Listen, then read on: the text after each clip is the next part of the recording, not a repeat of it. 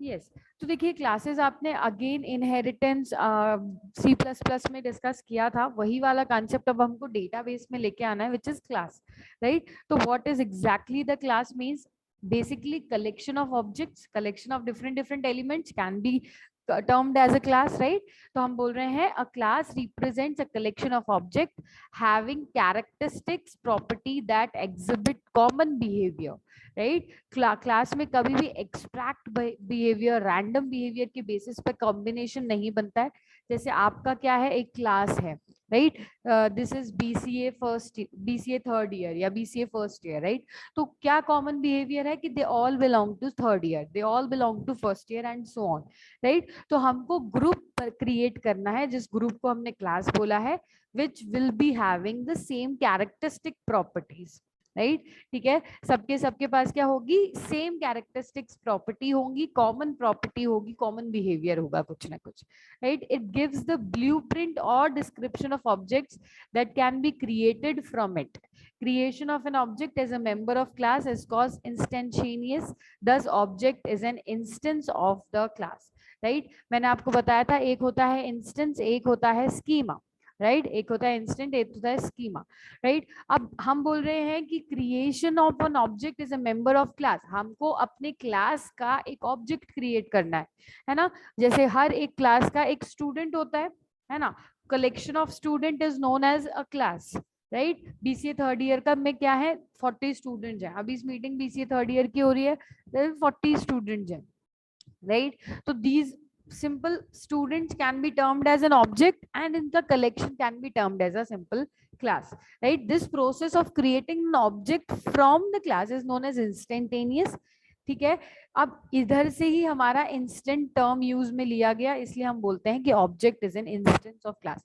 Instant होता है उसमें पर्टिकुलर वैल्यू, राइट। अगर हम स्ट्रक्चर की बात करें किसी भी टेबल की, तो ये जो स्ट्रक्चर होता है ये होता है स्कीमा, जिसमें नंबर ऑफ रोज इस्टेब्लिश्ड होते हैं, नंबर ऑफ कॉलम इस्टेब्लिश्ड होते हैं। ये जो प्रॉपर स्ट्रक्चर है ना, इसको हम बोलते हैं किसी भी टेबल के स्कीमा को डिजाइन करना है, राइट। यानी कि बेसिक सा स्ट्रक्चर की अगर बात कर रहे हैं तो स्कीमा है। और अगर हम इसके टेबल के अंदर किसी वैल्यूज की बात कर रहे हैं, लाइक सेकेंड रो में 3 वैल्यूज इंसर्टेड हैं, this structure is temporary and these values are permanent, है ना। This structure schema is sorry उल्टा बोल दिया मैंने, this structure is permanent and these values can be temporary. अब मैंने x को एक बार 10 वैल्यू दे दी, फिर मैंने x को 20 value they the, these value can be varied, लेकिन एक बार जब स्ट्रक्चर बन गया तो structure can not be changed, ठीक है, राइट। तो दीज आर इंस्टेंसेस, अंदर की जो वैल्यूज हम जो प्रोवाइड कर रहे हैं टेबल में, इसको हम इंस्टेंस बोलते हैं, और जो पूरा स्ट्रक्चर होता है वो उसको हम स्कीमा बोलते हैं। तो we can say that object is an instance of the class, right. Instance उसके अंदर की जो वैल्यूज हैं।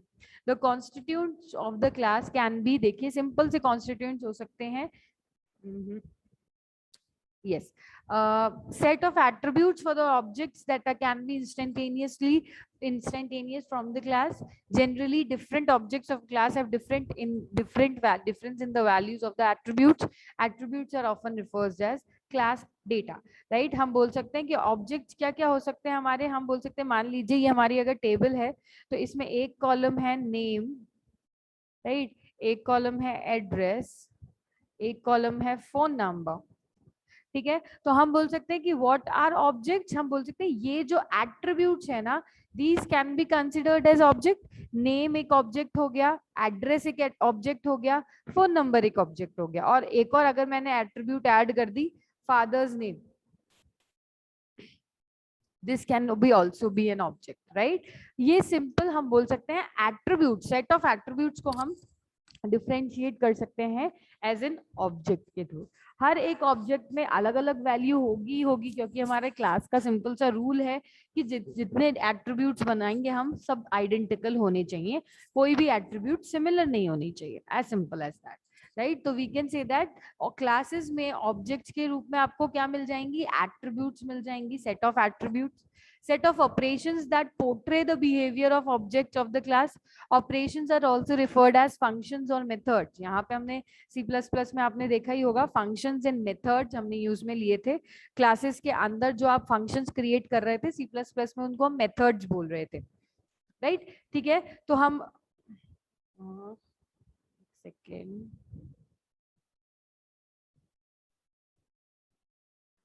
ओके राइट, तो वैभवी, हाँ, हम एट्रीब्यूट्स को क्लास के कोई भी एट्रीब्यूट जो भी है, जैसे नेम हो गया, उसका कैरेक्टर हो गया, कोई भी एट्रीब्यूट को हम उसका ऑब्जेक्ट बोल सकते हैं, क्लास के एट्रीब्यूट्स को ऑब्जेक्ट बोल सकते हैं। And then we can say that कि उसमें जो भी ऑपरेशंस हम यूज में ले रहे हैं, it can be in the form of functions, it can और मेथड्स, एक one and the same thing है। जो भी फंक्शंस हम यूज में ले रहे हैं, जो भी ऑपरेशन हम करवा रहे हैं, that can also be considered as an object, right, ठीक है। ये आपका क्लास के अंदर हम स्टोर करवा सकते हैं। बेसिकली क्लास में क्या क्या चीजें होती हैं, एक तो सेट ऑफ ऑब्जेक्ट्स हो गए, एक सेट ऑफ फंक्शंस हो गए, राइट, और क्या क्या है हमारे पास, एक और पॉइंट नहीं आ गया है, ओके राइट। एक मेन फंक्शन भी क्रिएट किया जाता है सी प्लस प्लस में, फिर मैम वो मेन फंक्शंस में हम ऑब्जेक्ट कॉल करते हैं क्लास के थ्रू, एंड उसके थ्रू आप किसी भी क्लास का कोई भी फंक्शन कॉल करवा सकते हो, राइट। तो एक क्लास में हमारे एट्रीब्यूट्स हो सकते हैं, मल्टीपल एट्रीब्यूट्स, जिसको हम मेंबर फंक्शंस भी बोल सकते हैं, है ना। अलग अलग आपके वेरिएबल्स हो जाएंगे, अलग अलग एरे हो जाएगी, अलग अलग स्ट्रक्चर्स आप क्रिएट कर सकते हो, राइट। और उसके साथ में हम क्या क्रिएट कर सकते हैं क्लास के अंदर, हम अपना मेंबर फंक्शंस या मेथड्स भी इंक्लूड कर सकते हैं। तो that can be considered as a class. Class के अंदर कौन कौन सी चीजें हों, जैसे हमारी जो बीसीए थर्ड ईयर में, उसमें टीचर्स भी हैं एंड देन स्टूडेंट्स भी हैं, just like that member functions and data objects, variable और एट्रीब्यूट्स। ओके, नेक्स्ट आपके पास आ जाता है कि कोई कंसेप्ट हम देख लेते हैं कि कौन कौन से बेसिक से कंसेप्ट आपके डेटा मॉडलिंग में इंक्लूड किए जाते हैं, ऑब्जेक्ट ओरिएंटेड डेटा मॉडलिंग में इंक्लूड किए जाते हैं। तो ऑब्जेक्ट ओरिएंटेड की तुमने स्टार्टिंग जब पढ़ी होगी, तब तुमने सी प्लस प्लस में भी देखा होगा कि these were the basic characteristics. Now characteristics का मतलब क्या होता है, सिंपल देखिए, उसकी एडवांटेज पॉइंट, राइट, कि कौन से फीचर्स हैं उस पर्टिकुलर लैंग्वेज के जिसने उसको एब्स्ट्रैक्ट अलग बनाया है, राइट। अब देखो एब्स्ट्रैक्शंस, ये सारे के जो पॉइंट्स हमने पढ़ेंगे, इनकैप्सुलेशन, डेटा हाइडिंग और इनहेरिटेंस, सारे एब्स्ट्रैक्शन, ये जो सारे पॉलीमॉर्फिज्म जो तुमने पढ़ा था, ये सारे पॉइंट्स जो होते हैं ना, इट्स जस्ट लाइक कोई एक रूम है, उसके पिलर्स हैं, ठीक है। सी प्लस प्लस लैंग्वेज एक रूम है, उसके अलग, या कोई भी ऑब्जेक्ट ओरिएंटेड लैंग्वेज है, कोई भी लैंग्वेज ले लीजिए, या ऑब्जेक्ट ओरिएंटेड मॉडलिंग ले लीजिए इन डेटाबेस, वो क्या है, उसके पिलर्स हैं। कैरेक्टरिस्टिक्स क्या होती है, उसकी पिलर्स होती है, कि कोई भी एक पिलर नहीं है तो हमारी लैंग्वेज इतनी प्रॉपर नहीं है, हमारा रूम प्रॉपर तरीके से टिक नहीं पाएगा, इट्स जस्ट लाइक दैट, ठीक है। तो कैरेक्टरिस्टिक्स उसके फीचर्स, इंपॉर्टेंट फीचर्स हैं, हर एक फीचर अपने आप में बहुत इंपॉर्टेंट है ऊप्स कंसेप्ट को, ऑब्जेक्ट ओरिएंटेड मॉडलिंग के पर्पज से,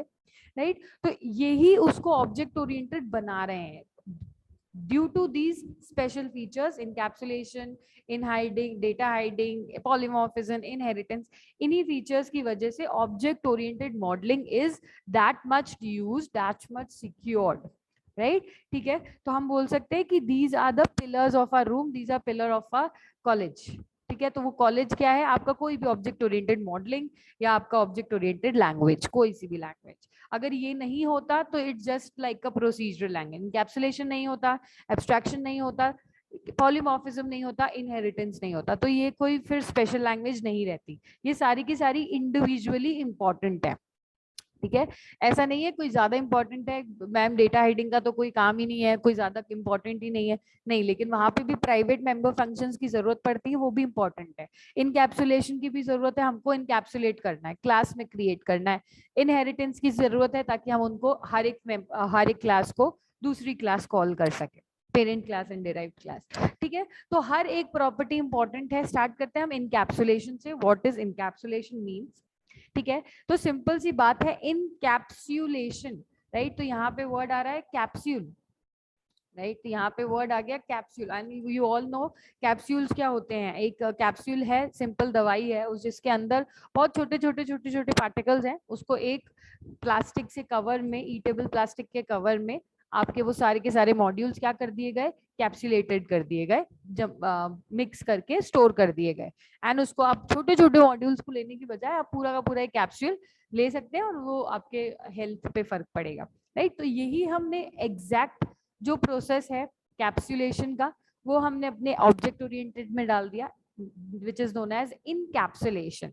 व्हाट डज इट मीन्स, आपके जो भी एट्रीब्यूट्स हैं, आपके जो भी मेथड्स हैं जो आपको लग रहे हैं दे आर रिलेटेड, हम क्या करें उनको, हम उनको एक कैप्सूल के अंदर डाल दें। ठीक है, मुझे ऐसा लग रहा है मेरा एक वेरिएबल है इंट एक्स, दूसरा वेरिएबल है इंट रिजल्ट, राइट, या मेरा एक डेटा है इंट नंबर ले लीजिए या रिजल्ट ही ले लीजिए, ये हमारा डेटाबेस है, डेटाबेस के एट्रीब्यूट्स हैं, नेम ले लीजिए, कैर नेम, कुछ भी ले सकते हैं। अब मुझे लगता है कि मैं डिस्प्ले एक फंक्शन है मेरे पास, ठीक है, अब मेरे पास ये डिस्प्ले फंक्शन है, अब आई थिंक कि ये सारे के सारे आपस में रिलेटेड है, फाइन, तो I can do what with the help of this particular process encapsulation, मैं इनको इनकैप्सुलेट कर सकती हूँ into one unit, right? Encapsulation is the process of binding both attribute and methods together within the class, ठीक है, and this encapsule, जो capsule को हमने नाम दिया है वो कैप्सूल का नाम है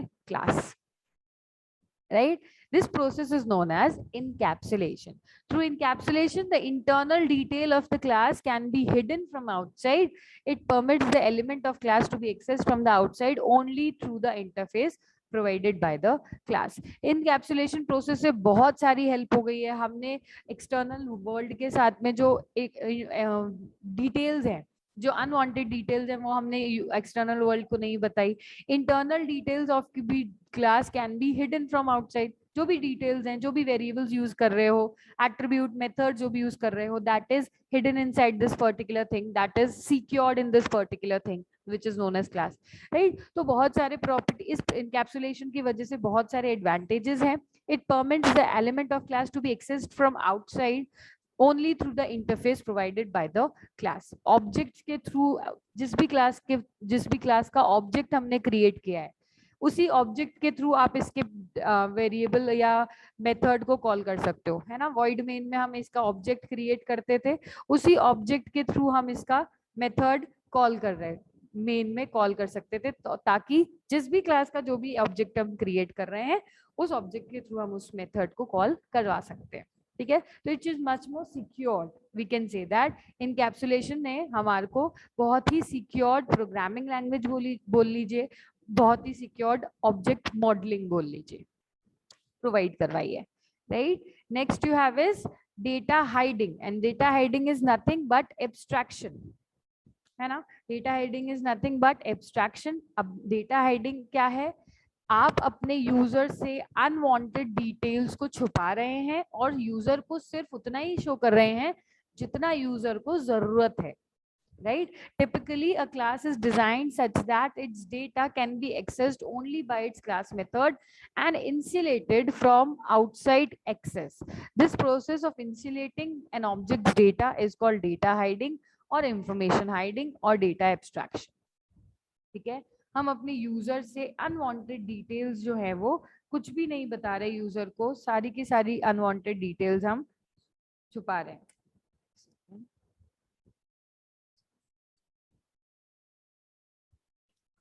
स्ट्रक्चर इनकैप्सुलेशन समझ नहीं आया वैभव? अच्छा ठीक है, also an example of encapsulation. बेटा बिल्कुल टेबल्स आप बोल रहे हैं, हम बोल रहे हैं कि जो हम टेबल्स क्रिएट करते हैं, जो हमने टेबल्स क्रिएट किए, स्कीमा जिसको हमने बोला है, structure is not a proper word for schema Pawan, एक पूरा उसका प्रॉपर वर्ड नहीं है, उसका प्रॉपर वर्ड स्कीमा है, उसका प्रॉपर वर्ड टेबल है, हमने तो उसको बोला कि स्ट्रक्चर को डिफाइन करने वाला होता है स्कीमा, राइट, ठीक है। तो हम बोल रहे हैं कि हमारे जो हम टेबल्स क्रिएट कर रहे हैं, this can be an also an example for encapsulation, right, ठीक है। और ऑब्जेक्ट मॉडलिंग में हम इनकैप्सुलेशन को यूज में ले रहे हैं। इनकैप्सुलेशन मतलब सिंपल सा टर्म है वैभव, यहाँ पे आप अपने एक्सटर्न इन वो जो भी डिटेल्स हैं, जो भी मेंबर फंक्शंस हैं, आपके जो वेरिएबल्स हैं, आप उनको इनकैप्सुलेट कर सकते हो इनटू वन यूनिट, राइट। मैंने आसान में बताया था, जैसे यहाँ पे आप देख रहे हैं कैप्सूल, कैप्सूल एक कैप्सूल होता है, उसके अंदर छोटे मॉड्यूल्स होते हैं, जस्ट लाइक दैट हमारे पास एक कैप्सूल है जिसको मैंने नाम दिया है क्लास, उसके अंदर फंक्शंस भी मिल जाएंगे, उसके अंदर वेरिएबल्स भी मिल जाएंगे, उसके अंदर जो भी जरूरत की, जो भी आपकी जरूरत का वो है एलिमेंट्स, जो भी एलिमेंट्स हैं आपके जरूरत के सारे आप एक कैप्सूल में, एक क्लास में स्टोर करके रख सकते हो, and this property, this function is known as encapsulation, ठीक है, ये प्रॉपर्टी जो हमें इनेबल करती है कि हम, क्योंकि प्रोसीजरल में ऐसा था क्या, सी में तुम ऐसा कोई कैप्सूल बना रहे थे क्या, नहीं बना रहे थे, क्योंकि that was procedural language, right. And this particular C plus plus, Python, Java, ये सारी की सारी ऑब्जेक्ट ओरिएंटेड है। यहाँ पे हम कैप्सूल भी क्रिएट कर रहे हैं, डेटा को हाइड भी कर रहे हैं और डेटा को इनहेरिट भी कर रहे हैं, राइट। तो कैप्सूल क्रिएट करना इज सच अ सिंपल सा एग्जांपल है उसका क्लास। आई होप आप समझ आ गया होगा, नहीं आया तो let me know. Then you have is data hiding. Data hiding क्या है, सिंपल सा अगेन कंसेप्ट, सिंपल सा डेटा हाइडिंग कि आपके यूजर से अनवांटेड डिटेल आपको छुपानी है। आपके यूजर को सिर्फ इनपुट दे प्रोवाइड करवाना है एंड यूजर से सिर्फ हमको आउटपुट प्रोवाइड लेना, यूजर को आउटपुट देना है। इंटरनल जो भी कोडिंग हमने करी है, इंटरनल जो भी मैनिपुलेशन किया है, इंटरनल जो भी स्टोरेज किया है हमने ऑब्जेक्ट ओरिएंटेड मॉडलिंग के थ्रू डेटाबेसेस में, वो मुझे यूजर को नहीं शो करना है, so that user cannot change my application, user cannot change my storage space, or user cannot change my respective code, right. जो भी हमने कोड लिखा है हम चाहते हैं कि सिर्फ और सिर्फ वो हाइड कर दिया जाए, एक्सटर्नल यूजर को ना दिखे, बट उसका इम्प्लीमेंटेशन यूजर को जरूर दिखे, राइट। तो that property is known as data hiding. Hiding मतलब छुपाना, एंड किसको छुपाना, डेटा को। तो किस तरीके से छुपा सकते हैं हम उसको, इन एब्स्ट्रैक्ट कर सकते हैं, उसको हम मोड्स में डाल सकते हैं। इसके लिए आपके पास पब्लिक स्पेसिफायर्स होते हैं, प्राइवेट, पब्लिक एंड प्रोटेक्टेड, ठीक है। पब्लिक में देख सकते हैं, प्राइवेट में कोई भी पर्टिकुलर एलिमेंट अपनी पेरेंट क्लास, अच्छा इनहेरिटेंस नहीं पढ़ा है, किसी क्लास का ऑब्जेक्ट के थ्रू उसको एक्सेस नहीं कर सकता है, सिर्फ उसी क्लास का ऑब्जेक्ट उसको एक्सेस कर पाएगा, राइट। तो ये सब ये सब आपने सी प्लस प्लस में पढ़ा होगा। यहाँ पे ऑब्जेक्ट ओरिएंटेड प्रोग्रामिंग नहीं करनी है, वो सारे कंसेप्ट आपको डेटा मॉडलिंग में डालना है कि हमको अब अपने डेटा को किस तरीके से शो करना है। सारा रिस्पेक्टिव डेटा जो भी है वो मुझे कैप्सूल में शो करना है, एंड देन मैं उस डेटा को एब्स्ट्रैक्ट भी कर सकती हूँ, यानी कि यूजर से छुपा भी सकती हूँ। मेरे को लगता है कि ये रिस्पेक्टिव डेटा यूजर को शो करना चाहिए, तो ये डेटा हम रिस्पेक्टिव यूजर को शो करेंगे। अदरवाइज हमको लगता है कि ये डेटा हमको नहीं शो करना है, ये सिर्फ प्रोसेसिंग के लिए इंपॉर्टेंट है, विजिबिलिटी के लिए इंपॉर्टेंट नहीं है, तो I can hide that particular data, right. So this process of insulating objects data is called data hiding.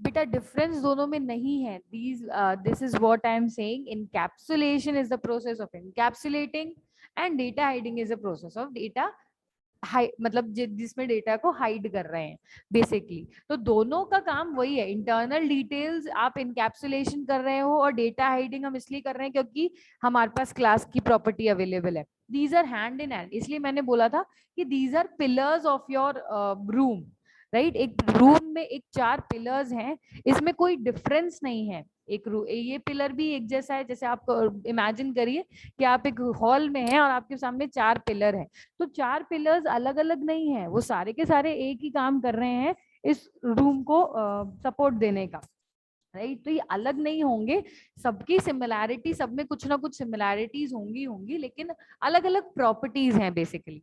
Data hiding property है कि वो डेटा को हाइड करवा सकते हैं। क्यों करवा सकते हैं? क्योंकि हमारे पास क्लास का फंक्शन है, क्लास का फंक्शन है हमारे पास, यानी कि डेटा को हम ग्रुप्स में स्टोर कर सकते हैं।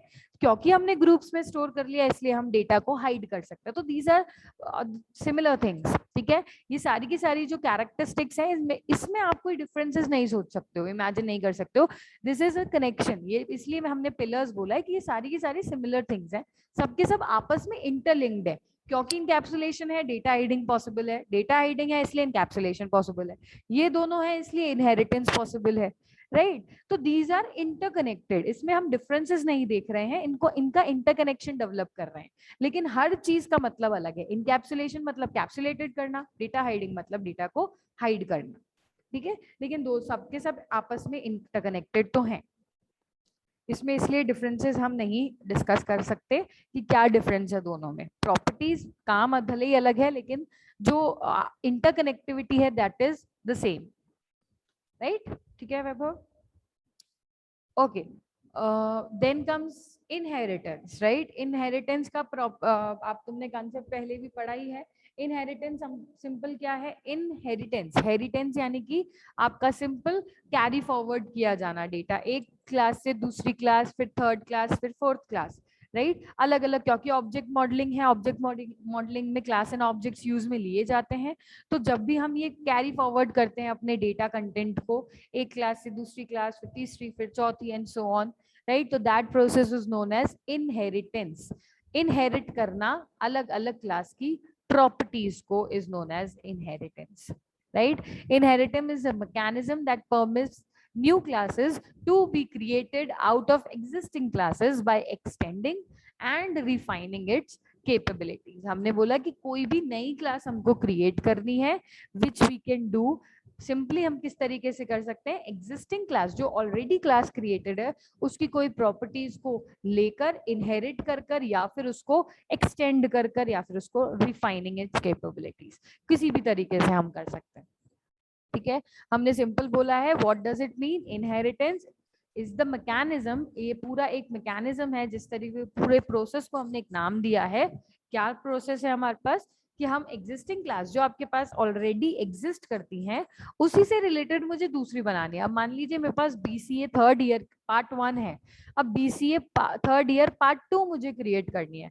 बीसीए दोनों कैटेगरी सेम है, अब मुझे इन दोनों को क्रिएट करनी है, तो I need to inherit, I need to have some properties of BCA third year part 1, right? So I can do what? I can inherit that particular class properties so that I can create a new one, right? Okay, and this whole process is known as inheritance.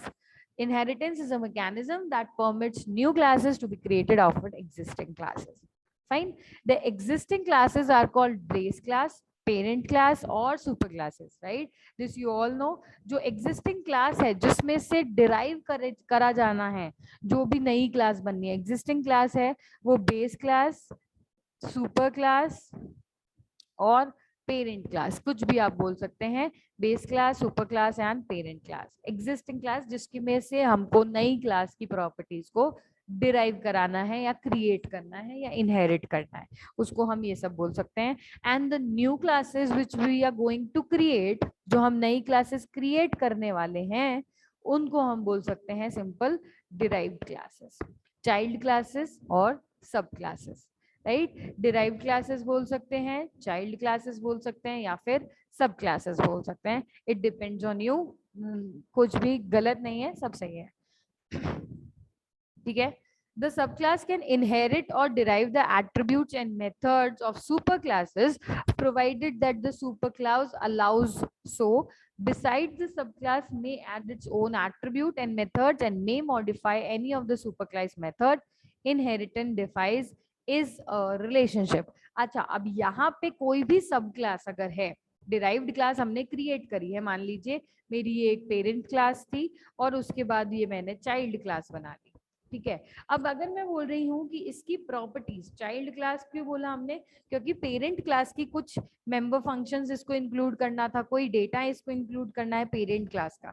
तो ऐसा नहीं है कि जो child class है वो सारा का सारा कंटेंट जो है वो पेरेंट क्लास का डिराइव कर लेगी और खुद का कुछ नहीं कर सकती, ऐसा नहीं है। मान लीजिए पेरेंट क्लास की सिर्फ 2 एट्रीब्यूट मुझे डिराइव करवानी है और बाकी की एट्रीब्यूट्स मुझे खुद क्रिएट करनी है, तो I can do set that, right. Conditions apply, parent class के पास पेरेंट क्लास को परमिशंस होनी चाहिए, बेसिकली जो भी आपकी चाइल्ड क्लास है वो किस तरीके से उसको इनहेरिट कर रही है, राइट। डिटेल में हम इनहेरिटेंस के प्रोसेसेस पे नहीं जाएंगे कि कौन कौन से एक्सेस स्पेसिफायर्स होते हैं, यू ऑल नो, C++ में पढ़ा है आपने, पब्लिक प्राइवेट प्रोटेक्टेड, किस तरीके से कौन सा ऑब्जेक्ट कौन सी दूसरी क्लास को इनहेरिट कर सकता है, ठीक है। उसकी प्रोसेसिंग पे नहीं जा रहे हैं, सिंपल अभी ये समझ रहे हैं कि 2 क्लासेस हैं, parent class and child class, these two can inherit properties, right. Child class जो है वो पेरेंट की प्रॉपर्टीज को इनहेरिट कर सकता है, खुद की प्रॉपर्टीज ऐड कर सकता है, खुद के मेथड्स ऐड कर सकता है, राइट, ठीक है।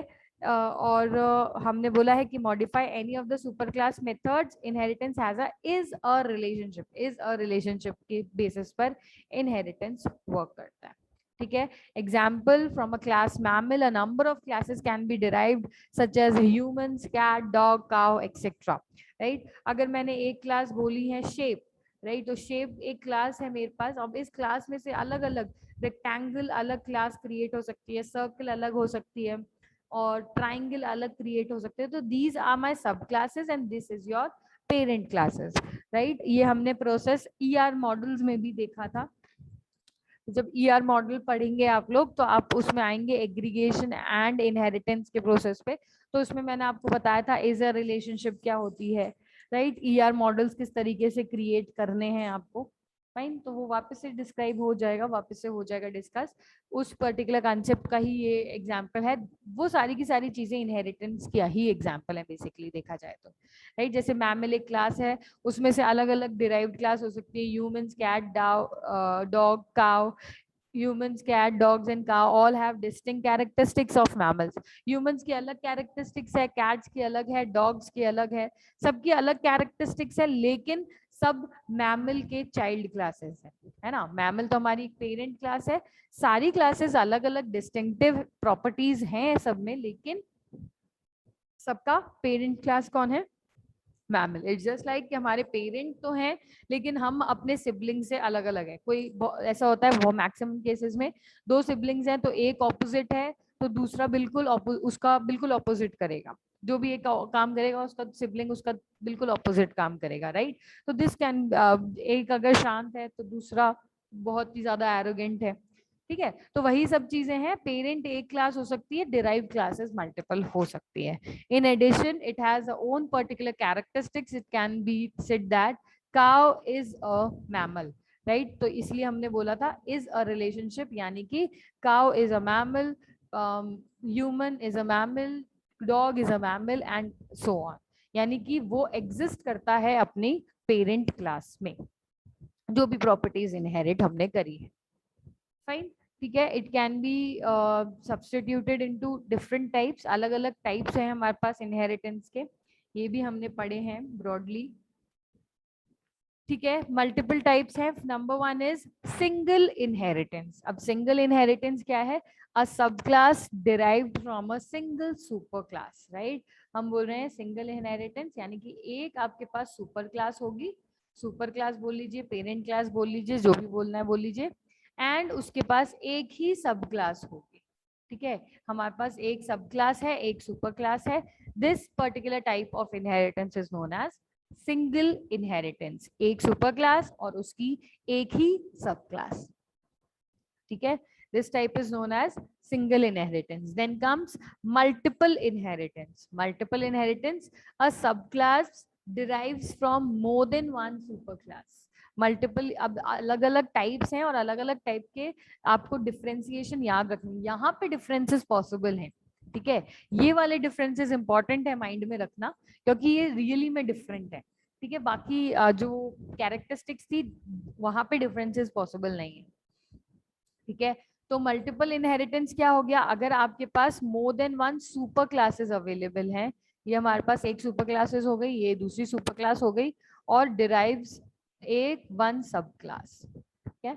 एक हमारे पास सब क्लासेस हो गए, ठीक है। यानी कि पेरेंट्स कितने हैं हमारे पास यहाँ पे इस टाइप में मल्टीपल इनहेरिटेंस में, वन और मोर देन वन सुपर क्लास, एक जहाँ पे डिराइव्ड क्लास जो है वो सिर्फ और सिर्फ वन हो, राइट। तो multiple parents, single child, that is considered as multiple inheritance, क्योंकि यहाँ पे आ रहा है मल्टीपल पेरेंट्स इसलिए मल्टीपल इनहेरिटेंस। इसको इस तरीके से याद कर सकते हो, multiple parents, multiple inheritance, right. Then comes multi level inheritance. अब देखो यहाँ पे मल्टीपल, यूजुअली स्टूडेंट्स ऊप्स में भी मल्टीपल और मल्टी लेवल में कंफ्यूज हो जाते हैं।